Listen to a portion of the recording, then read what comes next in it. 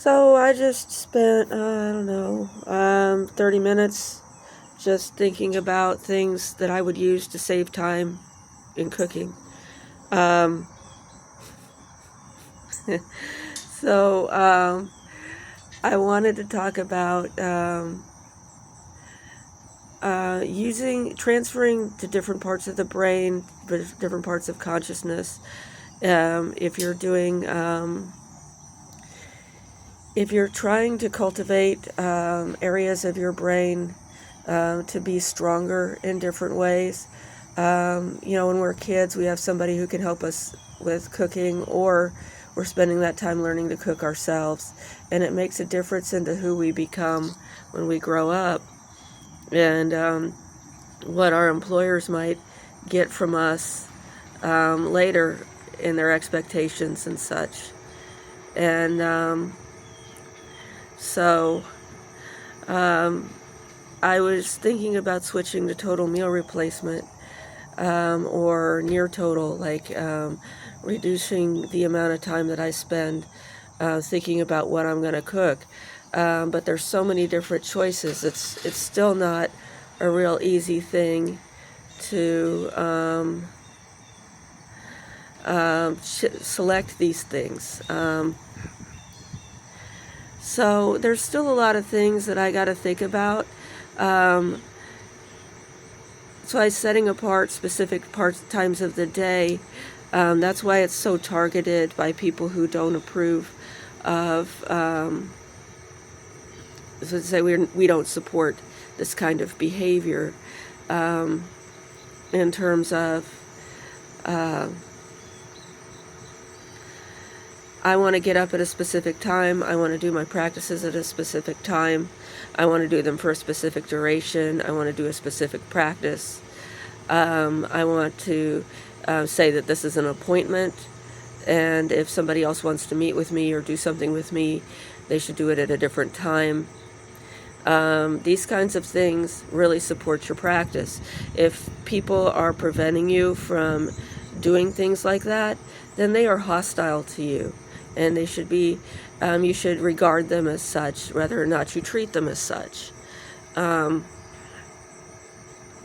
so that became a point of argument. It is very difficult to do these kinds of practices just whenever you have the time, whenever people will let you. And that is a consideration as to whether or not you're going to do these kinds of things. If you prioritize a part of your day, it changes how you regard what you're doing when you're doing it. And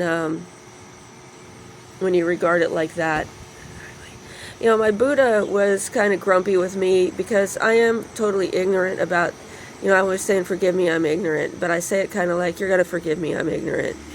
Sometimes he doesn't. I'm trying to learn to be better.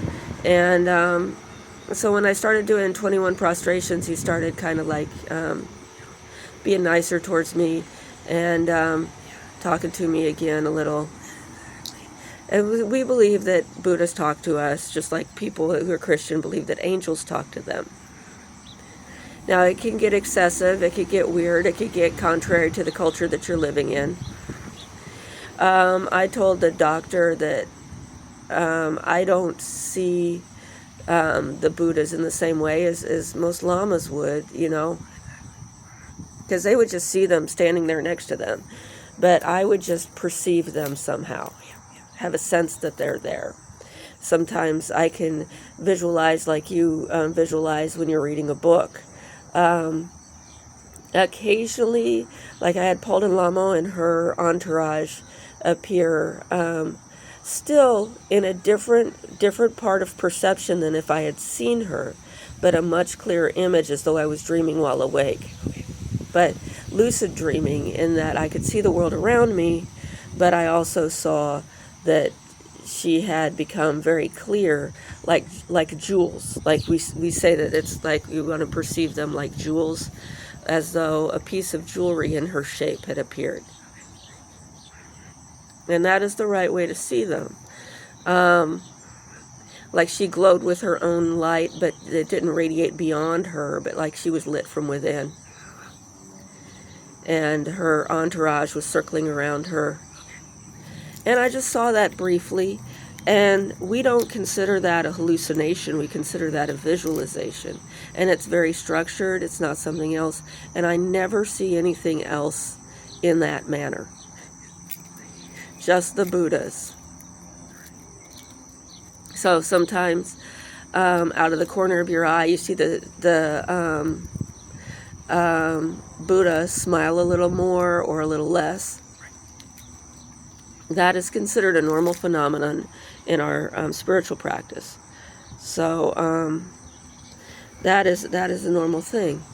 But in order to sustain that effectively, see, I have a samaya in which I have to remain a little crazy, and that means that I am serving a set of people in which they have not fully supported me. And I will not act as though I am someone who is fully supported.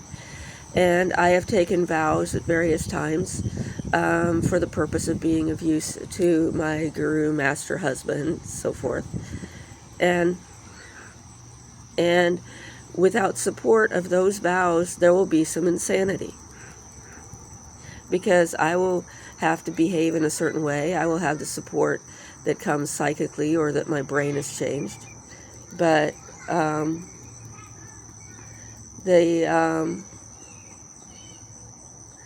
these things will not alter if somebody says, well, I don't want her to do that. I don't want her to be used in that way. Instead, I'm going to use her for something else. Well, I'm going to be a crazy one of those. And I'm still going to continue to do these things that I've sworn to do because I was in a life or death situation. I was in a completely dependent situation, and this was the decisions that were made for me.